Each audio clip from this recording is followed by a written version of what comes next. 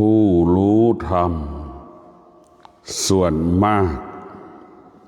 90% รู้ธรรมด้วยปากหมายถึงการสนทนาธรรมกันรู้ธรรมด้วยตาก็คือการอ่านหนังสือพระไตรปิฎกหรืออ่านหนังสือธรรมะรู้ธรรมด้วยหูหมายถึงการฟังธรรมะฟังผู้บรรยายธรรมะจากผู้รู้ทั้งหลายท่านทั้งหลายฟังด้วยแล้วฟังด้วยหูหรือรู้ธรรมด้วยหูรู้ธรรมด้วยตารู้ธรรมด้วยปากดังบุรุษรู้ว่ามะม่วงมันหวานมะขามมันเปรี้ยวไม่ได้ชิมรสชาติมะม่วงแต่รู้ว่ามะม่วงมันหวานแต่รู้ว่ามะขามมันเปรี้ยวรู้เฉยๆคนส่วนน้อยที่รู้ธรรมรู้ธรรมเข้าถึงธรรมแล้วก็ได้บรรลุธรรมดังบุรุษผู้ได้ชิมรสชาติมะม่วงและมะขามแต่ท่านทั้งหลายโปรดพิจารณาแตกต่างกันอย่างไรเพราะฉะนั้นธรรมะภาคปฏิบัติจะให้เราให้เป็นดังบุรุษผู้ได้ชิมรสชาติมะม่วงรสชาติมะขามลักษณะมะม่วงรสชาติเป็นเช่นไรบุรุษผู้ที่ชิมรสชาติมะม่วงก็รู้บุรุษผู้ได้ชิมรสชาติมะขามมันก็รู้ว่ารสชาติมะขามเป็นอย่างไรผู้ปฏิบัติธรรมก็รู้ธรรมเข้าถึงธรรมเห็นธรรมได้บรรลุธรรมดังบุรุษผู้ได้ชิมรสชาติมะขามและมะม่วงในท่านทั้งหลายจำนวนคนจำนวนมากก็รู้ธรรมด้วยตาคืออ่านหนังสือพวกเราทั้งหลายในหนังสือมันก็บอกว่าบาปมันก็บอกว่าบุญแต่เรายังไม่เคยสัมผัสกับคำว่าบาปคำว่าบุญเราก็รู้ว่าบุญว่าบาปเฉยๆเราถึงอยู่ใต้อำนาจบาปและบุญตลอดเวลาตัวหนังสือมันก็บอกว่ามะม่วงมันหวานมะขามมันเปรี้ยวแต่ลิ้นเรายังไม่ได้ชิมพ่อแม่ครูบาอาจารย์ถึงบอกแล้วว่าอ่านหนังสือมากก็หลงมากมันเป็นความจริงแค่ตัวหนังสือว่ามะม่วงมันหวานมะขามมันเปรี้ยวแต่เรายังไม่ได้ชิมรสชาติมะม่วงแต่เรารู้เฉยๆว่าเป็นมะม่วงครูบาอาจารย์สอนมะม่วงมันเป็นมันหวานมะขามมันเปรี้ยวอย่างนี้เช่นเดียวกับหูเราไปฟังธรรมผู้รู้ทั้งหลายบรรยายธรรมก็ฟังอีกก็หลงอีกก็หลงยังไงก็หลงอีกว่าคิดว่ามะม่วงก็เชื่อว่ามะม่วงมันหวานมะขามมันเปรี้ยวอีกเนี่ยเราเชื่อนี่แหละพวกเราทั้งหลายแต่เราลิ้นเรายังไม่ได้ชิมรสชาติมะม่วงและมะขามแล้วเราจะเชื่อได้ยังไงว่ามันหวานหรือมันเปรี้ยวในพวกเราทั้งหลายเราจะสนรู้ด้วยปากรู้ธรรมเรารู้ธรรมด้วยปากก็คือสนทนากันว่าธรรมนั้นเป็นอย่างนี้ธรรมนั้นเป็นอย่างนั้นสนทนากันวิชาชนากันแต่เราก็ไม่ได้ชิมมะม่วงอีกแล้วว่ามะขามอีกแล้วว่ามันหวานหรือมันเปรี้ยวรู้ธรรมเฉยๆแต่เข้าไม่ถึงธรรมดังบุรุษรู้แต่มะม่วงและมะขามมันหวานมันเปรี้ยวแต่บุรุษผู้นั้นยังไม่ได้ชิมมะม่วงไม่ได้ชิมรสชาติมะม่วงไม่ได้ชิมรสชาติมะขามเพราะฉะนั้นผู้ปฏิบัติธรรมจึงเอาการปฏิบัติธรรมมาเป็นหลักเอาการปฏิบัติมาเป็นหลักธรรมะมันอยู่ที่กายธรรมะมันอยู่ที่จิต ธรรมะไม่ได้อยู่ที่หูธรรมะไม่ได้อยู่ที่ตานะเราไปอ่านหนังสือเนี่ยมันก็หลงอีกฟังมันก็หลงอีกพูดมันก็หลงอีกเราต้องปฏิบัติธรรมเราต้องปฏิบัติเองเจ็บปวดไปอยู่ที่ไหนไม่อยู่ที่กายของเราเรียกว่าผู้ที่มีสติจะรู้กายเห็นกายรู้จิตเห็นจิตที่มันเกิดอาการมันสำแดงอาการผู้ที่ขาดสติก็จะเห็นสิ่งอื่นๆทำให้กายเจ็บทำให้จิตเจ็บทำให้จิตเป็นอย่างนั้นทำให้กายเป็นอย่างนี้ฉันเป็นอย่างนั้นฉันเป็นอย่างนี้เพราะสิ่งนั้นสิ่งนี้อันนี้แหละผู้ที่ขาดสติก็จะเอาสิ่งภายนอกมาเป็นเหตุให้เราเกิดคำว่าทุกข์ลำบากประสบปัญหาส่วนผู้ที่มีสติก็จะพิจารณาว่าผู้ที่มีสติจึงรู้ว่าการที่เรามีสตินั้นเราจะเห็นว่าร่างกายของเรามันเจ็บมันป่วยเป็นของธรรมดาของมันในร่างกายเรามันเจ็บป่วยเป็นของธรรมดาของมันนี่แหละพวกเราทั้งหลายได้พิจารณาผู้ที่มีสติจะไม่เอากายไปผูกกับสิ่งต่างๆว่าสิ่งนี้ทำให้กายมันเจ็บกายมันป่วยอย่างนี้ดังมีคนจำนวนมากเวลาเจ็บป่วยก็ไปโทษว่าผีทำให้ฉันทำป่วยผีทำให้ฉันเจ็บอย่างนั้นอย่างนี้ในพวกเราได้พิจารณานี่แหละธรรมะภาคปฏิบัติกับธรรมะกับความเป็นจริงนั้นมันแตกต่างกันนะพวกเราทั้งหลายเพราะฉะนั้นพวกเราต้องปฏิบัติธรรมเมื่อเราปฏิบัติธรรมเราจะพิจารณาเห็นความจริงดังเช่นพระอาทิตย์ไม่เคยหยุดในการส่องแสงสว่างพระอาทิตย์ได้ส่องแสงสว่างตลอดเวลานะพวกเราทั้งหลายพระจันทร์ก็ส่องแสงสว่างตลอดเวลาไม่เคยหยุดเนี่ยพระจันทร์ก็ไม่เคยหยุดพระอาทิตย์ก็ไม่เคยหยุดในการส่องแสงสว่างแต่เราก็ไปติดคำว่าพระอาทิตย์บัญญัติกลางคืนกลางวันในพวกเราทั้งหลายเราไปพิจารณาจริงๆกลางคืนไม่มีกลางวันไม่มีแต่เราก็สมมติว่ากลางคืนกลางวันคือสมมุติพระอาทิตย์มันรับได้ไหมมันรับแล้วมันก็มืดพอมาถึงรอบมันก็สว่างอันนี้แหละไปติดสมมุติบัญญัติเดี๋ยวเราจะเห็นว่าสาเหตุที่เกิดกลางคืนกลางวันก็มาจากดวงอาทิตย์แต่อันที่แท้จริงดวงอาทิตย์ส่องแสงสว่างตลอดเวลาไม่เคยหยุดในการส่องแสงสว่างพระจันทร์ก็เช่นเดียวกันไม่เคยหยุดส่องแสงสว่างส่องแสงสว่างอยู่ตลอดเวลานะพวกเราได้พิจารณาเนี่ยเราจะรู้ความจริงอย่างนี้เรียกว่ารู้ความจริงดังก้อนน้ำแข็งเนี่ยมันก็มาจากน้ำเราพิจารณาความจริงน้ำเนี่ยเป็นเหตุให้เป็นก้อนน้ำแข็งพอความเย็นเกิดขึ้นน้ำที่มันเย็นกลายเป็นก้อนน้ำแข็งเราก็เรียกว่าก้อนน้ำแข็งพอที่สุดน้ำแข็งมันก็ละลายกลายเป็นน้ำเราจะเห็นแล้วในความจริงน่ะก้อนน้ำแข็งก็คือน้ำพอน้ำแข็งกลายเป็นน้ำถูกความร้อนของพระอาทิตย์พวกเราทั้งหลายน้ำมันก็ระเหยแห้งกลายเป็นไอน้ำแต่พวกเราทั้งหลายกลายเป็นไอน้ำมันลอยขึ้นสู่ท้องฟ้าจากไอน้ำบางๆกลายเป็นไอน้ำหนาๆกลายเป็นเมฆฝนเห็นไหมพวกเราทั้งหลายหนาๆแล้วกลายเป็นเมฆฝนพอเป็นเม็ดฝนหนาเสร็จมันก็กลายฝนตก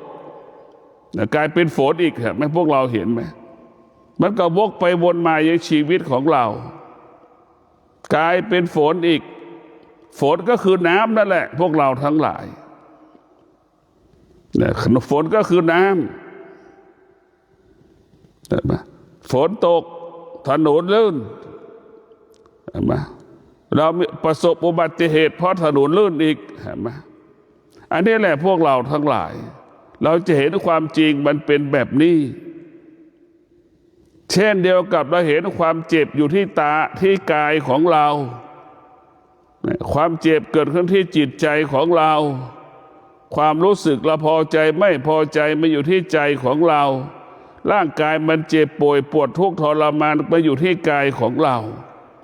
มันไม่ได้เกิดจากสิ่งโน้นมันไม่ได้เกิดจากสิ่งนั้นมันเกิดจากตัวเราเองในพวกเราทั้งหลายมันเกิดจากตัวเราเองหมดทุกสิ่งทุกอย่างไม่ได้เกิดจากสิ่งนั้นไม่ได้เกิดจากสิ่งนี้ดังที่เราเข้าใจทุกๆประการในท่านทั้งหลายธรรมะของพระพุทธเจ้าบอกสอนให้เราปฏิบัติให้มากธรรมะก็คือกายกับจิตต้นกำเนิดของธรรมกายกับจิตเป็นต้นกำเนิดของธรรมธรรมะภาคปฏิบัติจะพูดกันอย่างแบบนี้อย่างนี้ไม่ว่าที่ไหนจะพูดว่ากายกับจิตเป็นต้นกำเนิดของธรรมในพวกเราทั้งหลายไม่ได้บอกว่าพระไตรปิฎกเป็นต้นกำเนิดของธรรมไม่ได้พูดว่าการฟังธรรมและเป็นต้นกำเนิดของธรรมก็ไม่มีใครพูดแต่เพราะฉะนั้นพระพุทธเจ้าจึงสอนให้เราไม่ให้เชื่อห้ามเชื่ออย่าได้เชื่อว่าพระพุทธเจ้าพูดอย่างนั้นพระพุทธเจ้าสอนแบบนี้แม้พระพุทธเจ้าก็ไม่ได้บอกให้เราเชื่อที่พระพุทธเจ้าพูดแต่พระพุทธเจ้าให้เราปฏิบัติเองรู้เองเห็นเองนั่นแหละหลักธรรมะภาคปฏิบัติจึงรู้ความจริงเห็นความจริงตามความเป็นจริงดังคำว่าเกิดก็เป็นทุกข์แก่ก็เป็นทุกข์เจ็บก็เป็นทุกข์ตายก็เป็นทุกข์เราก็รู้ว่าเป็นความจริงไหมอย่างเช่นคนแก่ก็ผ่านมาแล้วเนี่ยความเจ็บป่วยกี่ครั้งรู้หมดอาการหนักอาการเบาก็รู้หมดเป็นยังไงว่าอาการของป่วยมันเป็นยังไงเพราะฉะนั้นมันจึงรู้เลยว่าเกิดก็เป็นทุกข์แก่ก็เป็นทุกข์เจ็บก็เป็นทุกข์มันเป็นความจริงหรือความเท็จเราก็ต้องรู้เองว่าเป็นยังไงบ้างเราพิจารณาเมื่อเราไม่รู้ธรรมเนี่ยเราก็ไม่เห็นธรรมเมื่อเราไม่รู้ธรรมเราก็เข้าไม่ถึงธรรมเมื่อเราไม่รู้ธรรมเราก็ไม่มีโอกาสเข้าบรรลุธรรมได้เพราะฉะนั้นธรรมที่บอกแล้วคือกายของเรากับจิตของเราเช่นเรามานั่งสมาธิเนี่ยเพื่อหยุดยั้งความคิดเพื่อมาหยุดยั้งความรู้สึกเพื่อมาหยุดยั้งอารมณ์ที่มันแปรสภาพตกอยู่ใต้อำนาจความสุขความทุกข์ในพวกเราทั้งหลาย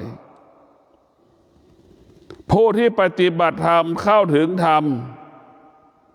สภาวะจิตนั้นจะมั่นคงอยู่ตลอดเวลาสภาวะจิตจะมั่นคงดังผู้ที่ปฏิบัติธรรมก็เห็นอนิจจังทุกขังอนัตตาปรากฏเกิดขึ้นจาก3 จังหวัดชายแดนภาคใต้เกิดขึ้นที่จังหวัดสงขลาก็คือน้ำท่วมบุคคลที่มีสติและปัญญาพิจารณาว่าน้ำท่วมนี่แหละน้ำมันท่วมนี่แหละพวกเราทั้งหลายเป็นเหตุให้เกิดความทุกข์ถึงแม้น้ำไม่ท่วมความทุกข์มันก็เกิดมันไม่ทุกข์เรื่องน้ำท่วมมันก็ไปทุกข์เรื่องอื่นเราจะเห็นได้พวกเราทั้งหลายตอนน้ำที่มันท่วมสูง3 เมตร 4 เมตรเราก็เกิดอาการว่าน้ำมันท่วมน้ำมันขังแต่เวลานี้น้ำมันก็หายไปหมดแห้ง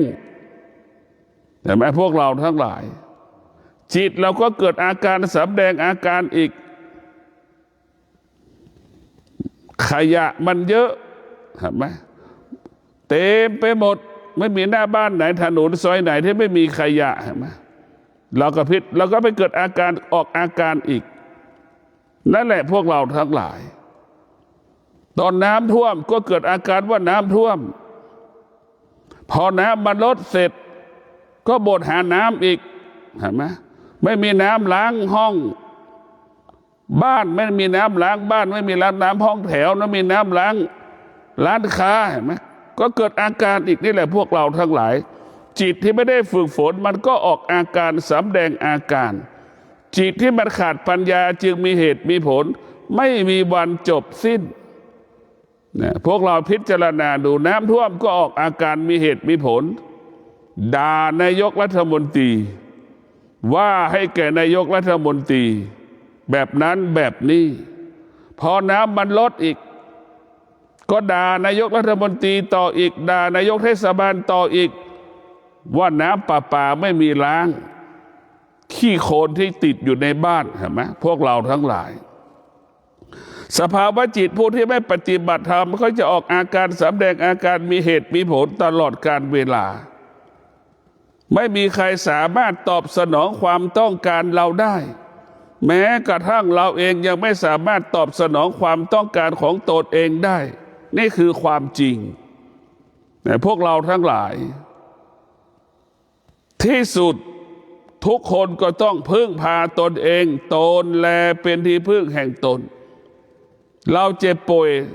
เราก็รู้ว่าเราเจ็บป่วยหมอมันไม่สามารถรู้ว่าเราเจ็บป่วยหมอมันก็ต้องถามเราถึงจะบอกให้หมอไปตรงนั้นตรงนี้เนี่ยพวกเราทั้งหลายทุกอย่างเราต้องช่วยตัวเองเป็นหลัก พระพุทธเจ้าจึงบอกให้เราปฏิบัติธรรมให้มากพ่อแม่ครูบาอาจารย์จึงบอกให้เราปฏิบัติธรรมให้มากอย่าหลงการอ่านหนังสือก็เหมือนเราหลงทางนั่นแหละพวกเราทั้งหลายป้ายมันบอกเราก็คิดเองเองหลงทางไม่ล่ะก็จบนั่นแหละคือการอ่านหนังสือเราก็จะเป็นคนหลงทางเหมือนป้ายที่มันบอกเราขับรถเราก็หลงทางไม่มีใครไม่หลงทางไม่มีเช่นเดียวกันพวกเราทั้งหลายฟังเราเชื่อตัวหนังสือมาเราก็หลงเห็นไหมเราไปถามคนข้างทางอีกเห็นไหมในปากของเราอ่านหนังสือธรรมะเหมือนเราไปถามคนข้างทางเฮ้ยจากนี้ไปจังหวัดชุมพรกี่กิโลจะต้องเลี้ยวซ้ายเลี้ยวขวาตรงไหนเนี่ยเราฟังมันเราก็มโนผิดอีกเหมือนเราฟังธรรมมโนเองคิดเองเป็นเองทำนั้นเป็นอย่างนั้นทำเป็นอย่างนี้เหมือนเราไปถามคนนั่นแหละไปถึง3 แยก 4 แยกเลี้ยวซ้ายเลี้ยวขวาเราก็ไปถามมันเราก็หลงทางพิจารณาเองครับคิดเองเองหลงทางอีกเราไปไม่ถูกไปไม่ถึงชุมพรอีกเสียเวลาไปครึ่งชั่วโมงอย่างนี้พวกเราทั้งหลายมันก็หลงหมดแหละเรียกว่าฟังมากก็หลงมากอ่านหนังสือมากก็หลงมากพูดสนทนาธรรมมากก็หลงมากเพราะมันไม่ได้ปฏิบัติแต่พวกเราทั้งหลายพระพุทธเจ้าไม่สรรเสริญในการฟังพระพุทธเจ้าไม่ได้สรรเสริญในการสนทนาธรรมพระพุทธเจ้าไม่ได้สรรเสริญในจากอ่านพระไตรปิฎกพระพุทธเจ้าสรรเสริญธรรมะภาคปฏิบัติดังหลักกลมสูตร10 ข้อนั่นแหละห้ามเชื่อพระไตรปิฎกห้ามเชื่อพ่อห้ามเชื่อแม่เชื่อความจริงห้ามเชื่อพระพุทธเจ้าห้ามเชื่อคำว่าประเพณีและวัฒนธรรมห้ามเชื่อข่าวตื่นมงคลทั้งหลายทั้งปวงในพวกเราทั้งหลายเวลานี้เราไปเชื่อจนหมดหูได้ยินสิ่งใดก็คิดว่าใช่หมดทุกอย่างในพวกเราทั้งหลายบทพิจารณาผู้ที่เห็นธรรมผู้ที่เข้าถึงธรรมเนี่ยคำว่าเชื่อได้จะไม่เกิดจะเกิดจากการพิจารณาก่อนนะท่านทั้งหลายพิจารณาเรียกว่าพิจารณาทุกอย่างจะต้องพิจารณาอาศัยตาอาศัยหูอาศัยปากพิจารณาอยู่ตลอดเวลาแต่เราจะไม่ด่วนตัดสินใจทั้งสิ้นมันจึงเกิดคำว่าผู้ที่เห็นธรรมผู้ที่รู้ธรรมเนี่ยจะเป็นผู้รู้เมื่อรู้แล้วก็สงบนิ่งต่อสิ่งที่เรารู้แล้วก็อยู่เหนือสิ่งที่เรารู้แล้วก็ละสิ่งที่เรารู้นี่แหละผู้รู้ธรรม จะไม่ตามรู้สิ่งที่เรารู้ผู้รู้ทำไม่ตามรู้สิ่งที่เรารู้สิ่งที่เรารู้มันไม่เที่ยงสิ่งที่เรารู้มันเป็นเวทนาสิ่งที่เรารู้มันเป็นอุปทานสิ่งที่เรารู้มันเป็นนิวรณ์ในท่านทั้งหลายเราต้องพิจารณาชีวิตของเรามันไม่ยากและมันไม่ง่ายเราจะต้องพิจารณาตลอดเวลาว่าร่างกายของเราเป็นเช่นไรเราจะต้องศึกษาเรียนรู้เรื่องธรรมธรรมะภาคปฏิบัตินั้นเป็นสิ่งสำคัญเป็นสิ่งจำเป็นต่อการมีชีวิตอยู่ของเราแต่ต้องพิจารณาอยู่ตลอดเวลาการปฏิบัติธรรมของเราให้จิตเราเกิดปัญญาการปฏิบัติธรรมของเราให้จิตเราเกิดปัญญาเมื่อจิตเราเกิดปัญญาพวกเราทั้งหลายมันก็เห็นความจริงเช่นก้อนน้ำแข็งก็คือน้ำเนี่ยความเย็นทำให้เห็นก้อนความเย็นจัดทำให้เกิดก้อนน้ำแข็งอย่างนี้เนี่ยพวกเราทั้งนี้ก็คือเห็นธรรมที่สุดน้ำแข็งก็กลายเป็นน้ำแล้วก็เห็นแล้วนี่ก่อนที่จะเป็นน้ำแข็งเป็นยังไงหลังน้ำแข็งเนี่ยมันแปลสภาพก็เป็นอย่างไรเรียกว่าเห็นสองหน้าเหมือนเหรียญบาทแล้วเห็นทั้งสองหน้าน่ะก่อนที่จะเป็นน้ำแข็งก็เป็นน้ำพวกเราเมื่อหมดสภาพน้ำแข็งก็กลายเป็นน้ำเห็นไหมนี่แหละสมมุติบัญญัติไม่ใช่ความจริงพวกเราทั้งหลายสมมุติบัญญัตินี่แหละทำให้คนหลงมาตลอดเวลาสมมุติบัญญัติจึงไปปกปิดวิมุตติของเราพวกเราทั้งหลายเมื่อเราไปติดสิ่งสมมุติเราไม่มีโอกาสจิตคำว่าสงบไม่มีพวกเราทั้งหลายคนทุกคนที่ไปติดในสิ่งสมมุติบัญญัติติดสมมุติบัญญัติเนี่ยคำว่าสงบจะไม่เกิดแต่ถ้าเรามีวิมุตติแล้วเมื่อไหร่มันก็จะเกิดคำว่าสงบทันทีคนส่วนมากไม่มีวิมุตติมันจึงไม่สงบแต่พวกเราทั้งหลายผู้ที่มีปัญญาพวกเราทั้งหลายดวงจิตไม่สะเทือนไม่หวั่นไหวดวงจิตนั้นไม่สะเทือนจิตนั้นไม่หวั่นไหวเมื่อดวงจิตไม่สะเทือนไม่หวั่นไหวเท่ากับเรารู้เท่าทันสิ่งที่ทำให้จิตรู้เท่าทันสิ่งที่กระทบจิตรู้เท่าทันจิตที่จิตมันรู้เราก็สามารถควบคุมจิตได้เหมือนจ็อกกี้สามารถควบคุมม้าได้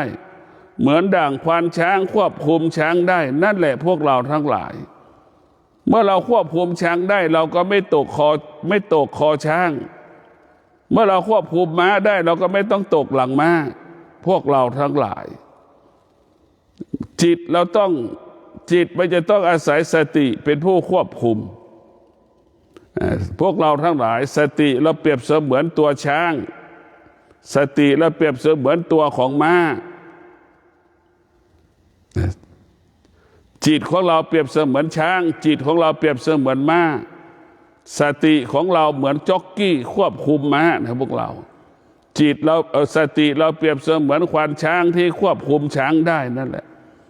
พ่อแม่ครูบาอาจารย์จึงบอกว่าสติมันเป็นหลักให้กับจิต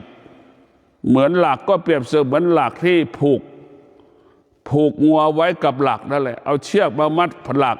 แล้วเอาเชือกไปผูกคองัวนั่นแหละจิตเราก็เปรียบเสมือนงัวจิตเราเปรียบเสมือนงัว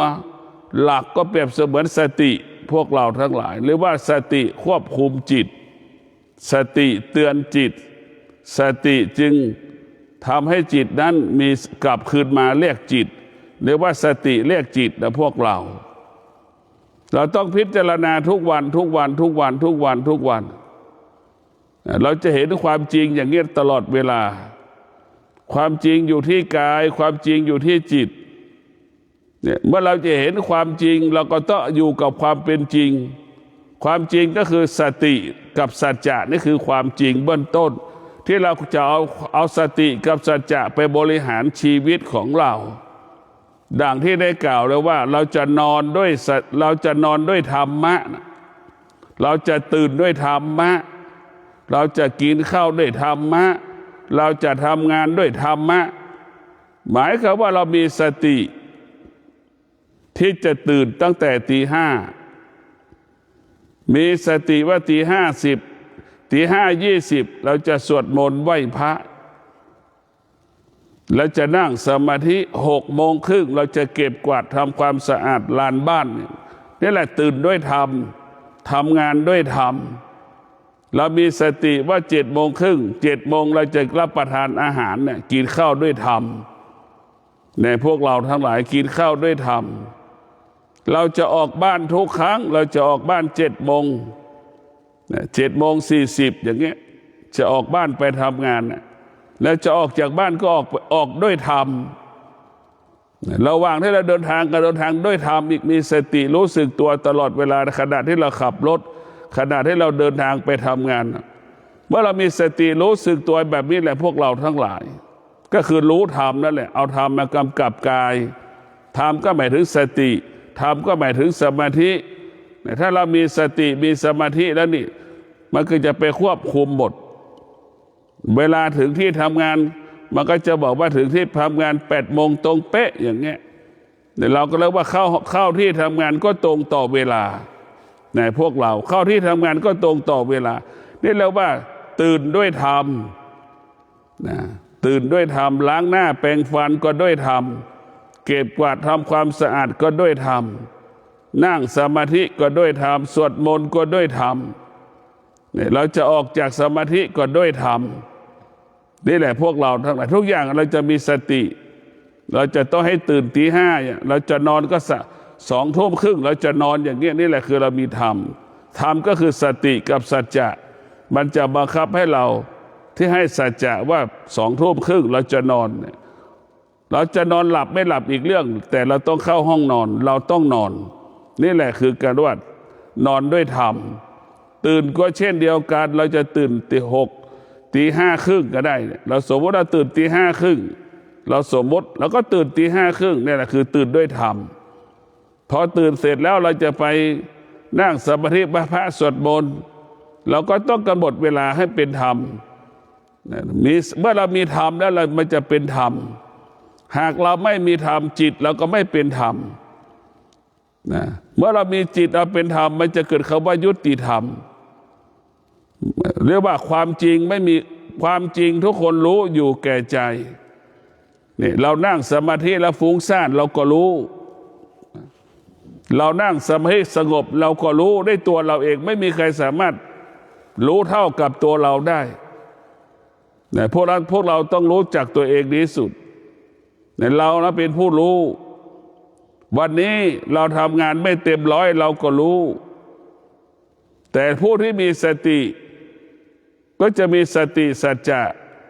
จะทำงานให้เต็ม100%ทุกวันนี่แหละผู้ที่มีสติจะทำหน้าที่เกิดคำว่าสมบูรณ์แบบคนที่ขาดสติทำงานไม่สมบูรณ์แบบทำงานแค่ 80% ทำงานแค่ 70%อีก 30% อีก 20% มันหายไปไหนเราก็ต้องพิจารณานี่แหละแล้วเมื่อเรามีสติเมื่อเรามีสัจจะมันก็ไม่มีเวรไม่มีกรรมก็เพราะเราทำงานเต็มร้อยทำหน้าที่มันสมบูรณ์แบบเหมือนลูกจ้างทำงานให้นายจ้าง 100% นั่นแหละนายจ้างลูกจ้างก็ไม่ต้องติดหนี้กันเนี่ยพอเราเห็นได้บางครอบครัวนี่ลูกจ้างกลับมาเกิดเป็นลูกจ้างกลับมาเกิดเป็นลูกของตนเองในชาติปัจจุบันนี้ก็ยังมีอยู่พอเกิดมาเป็นลูกสภาพจิตเดิมก่อนที่เราเคยเป็นลูกจ้างเขาพอมาเป็นลูกชาตินี้ก็ทำตนเป็นลูกจ้างของแม่ในปัจจุบันนี้ต่ออีกสภาพจิตแล้วว่ามันคงสภาพเดิมเสมอในพวกเราทั้งหลายคงสภาพเดิมไว้ตลอดจิตมันจะไม่เปลี่ยนแปลงมันจะมีคำว่ากายมันเปลี่ยนแปลงกายเพศหญิงกายเพศชายนี่มันเปลี่ยนแปลงแต่จิตมันไม่เปลี่ยนแปลงจิตนั่นคือมันแสดงอาการความเป็นหญิงความเป็นชาย 100% ร่างกายมันจะไม่ได้บอกว่าเป็นหญิงเป็นชาย100%นะพวกเราทั้งหลายความเป็นหญิงความเป็นชายเราสมมติขึ้นชัดเจนที่สุดอยู่ที่จิตเราจะเห็นได้ว่าผู้หญิงที่เรียกว่าเป็นทอมนั่นแหละแต่มันร่างกายทั้งร่างกายของมันเนี่ยเรามองไม่ออกว่ามันเป็นผู้หญิงแต่พวกเราทั้งหลายมันเป็นผู้ชาย100%เลยจิตมันก็เป็นกายมันก็เป็นอีกทั้งสองอย่างพวกเราทุกพิจารณาผู้ชายก็เช่นเดียวกันที่เรียกว่าเป็นกระเทยแล้วก็มองแทบไม่ออกว่ามันเป็นชายแต่มันก็ดูแล้วเป็นหญิงเป็นสาวสวยกว่าผู้หญิงอีกเห็นไหมอันนี้แหละพวกเราทั้งหลายบุพกรรมเก่าของเขาก็เป็นหญิงมาแล้วในอดีตบุพกรรมเก่าของเขาในอดีตเขาก็เป็นผู้ชายมาในอดีตแต่พอเกิดปัจจุบันนี่แหละจิตมันจะเป็นผู้ชายจิตมันจะเป็นผู้หญิงก็อยู่ที่บุพกรรมเก่าเราเคยอธิษฐานไว้ขอให้เป็นผู้หญิงก็เป็นผู้หญิงแต่มันไม่ได้บอกว่าจิตเราต้องเป็นผู้หญิงด้วยเราไม่ได้บอกมันก็เป็นจริงๆดังผู้หญิงที่เป็นทอมนั่นแหละพวกเราทั้งหลายมันเบื่อผู้หญิงที่เป็นทอมส่วนมากก็เป็นนักรบเป็นขุนศึกหมดมันเบื่อในการรบมันก็ขอให้เกิดเป็นผู้หญิงถึงมันเหนื่อยกันเป็นนักรบเหนื่อยจากการเป็นทหารมันก็ขออธิษฐานจิตว่าเป็นผู้หญิงเถอะมันก็เป็นจริงๆมันเป็นผู้หญิงแต่มันจิตมันยังเป็นผู้ชายอยู่เห็นไหมจิตมันเป็นผู้ชายในพวกเราจิตมันเป็นผู้ชายนี่แหละคือจิตเรียกว่าธรรมะภาคปฏิบัติทุกอย่างมันคงสภาพจิตเดิมไว้หมดทุกเรื่องทุกภพทุกชาติดังพ่อแม่ครูบาอาจารย์แต่ละรูปเนี่ยบุพกรรมเก่าครูบาแม่ครูบาอาจารย์ก็เป็นนักพจน์เป็นนักบวชเป็นผู้บำเพ็ญเพียรทำมาตลอดพอเกิดมาชาตินี้ก็ย้อนไปสู่อดีตของตนเองกลายเป็นนักพจน์กลายเป็นนักบวชอยู่ในป่าเป็นผู้ปฏิบัติธรรมเป็นผู้สละทุกสิ่งทุกอย่างไปเห็นแต่ธรรมเอาแต่ธรรมสะสมแต่ธรรมจะไม่สะสมปัจจัยสี่จะไม่สะสมวัตถุสิ่งของใดๆนั่นแหละผู้ปฏิบัติธรรมก็จะเห็นธรรมสะสมธรรมเอาธรรมมาเป็นใหญ่ในพวกเราทั้งหลายอันนี้คือหลักธรรมคำสอนของพระพุทธเจ้าเป็นเช่นนี้หลักธรรมคำสอนของพระพุทธเจ้านั่นมันจะอยู่กับความเป็นจริงทุกประการจึงฝากให้เราได้พิจารณาว่าชีวิตของเราอยู่ภายใต้การเปลี่ยนแปลงชีวิตของเราอยู่ภายใต้การเปลี่ยนแปลงอารมณ์ของตนเองอารมณ์ของบุคคลอื่นอยู่ภายใต้ความคิดของตนเองอยู่ภายใต้ความคิดของบุคคลอื่นๆนี่แหละความคิดของเราอยู่ภายใต้การเปลี่ยนแปลงแต่พวกเราทั้งหลายหลักธรรมะของพระพุทธเจ้าให้เรามีสติอยู่เหนือความคิดของตนเองอยู่เหนืออารมณ์ของตนเองอยู่เหนือความคิดของบุคคลอื่นอยู่ใต้อยู่เหนือความคิดของบุคคลอื่นๆจะอยู่เหนือตนเองและอยู่เหนือบุคคลอื่นทั้งความคิดทั้งความรู้สึกเราจะไม่เข้าไปสู่ความคิดของบุคคลอื่นเราจะไม่ตอบสนองความคิดของบุคคลอื่นและของตนเองผู้ที่มีสติก็จะพิจารณาแต่พวกเราทั้งหลายสติได้สำคัญที่สุดให้พิจารณาชีวิตเราแต่ละวันให้มันมีปัญญาให้มันเกิดปัญญาในพวกเราทั้งหลายเราต้องพิจารณาธรรมที่แท้จริงเกิดขึ้นที่กายธรรมที่แท้จริงเกิดขึ้นที่จิตเรารู้สึกว่าทุกข์เรารู้สึกว่าสุขก็อยู่ที่กายกับจิตนะพวกเราต้องพิจารณาธรรมที่แท้จริงเกิดขึ้นที่กายเกิดขึ้นที่จิตเราต้องพิจารณาทุกวันกายกับจิตเป็นบ่อเกิดแห่งธรรมกายกับจิตเป็นเหตุให้เกิดธรรมเราจะหลุดพ้นก็เพราะกายกับจิตเราจะไม่หลุดพ้นก็เพราะกายกับจิตพวกเราทั้งหลายส่วนมากจิตมันก็หลงจิตมันเป็นหลงกายเหมือนผู้ชายหลงเหมือนสามีหลงภรรยานั่นแหละเหมือนภรรยาหลงสามีนั่นแหละเหมือนแม่หลงลูกเหมือนพ่อหลงลูกนั่นแหละเหมือนลูกหลงพ่อนั่นคือหลงเรียกว่าหลงกายหลงจิตเนี่ยพวกเราทั้งหลายมันหลงซึ่งกันและกันพอเมื่อเรามีสติเราก็จะเป็นผู้ตั้งมั่นมีความมั่นคงในการดำเนินชีวิต การปฏิบัติหน้าที่ก็สำลิดผลการดำรงตนเป็นเจ้าหน้าที่พนักงานก็สมบูรณ์แบบในพวกเราทั้งหลายผู้ที่มีสติได้จะเป็นผู้ที่รู้สึกตัวอยู่ตลอดเวลาผู้ที่มีสติจะเป็นผู้ที่ปฏิบัติหน้าที่ได้สมบูรณ์แบบผู้ที่มีสติจะดำรงตนประพฤติตนได้สมปรารถนาดังใจปรารถนาทุกๆประการขอความสุขสวัสดีจงเกิดแก่ท่านทั้งหลาย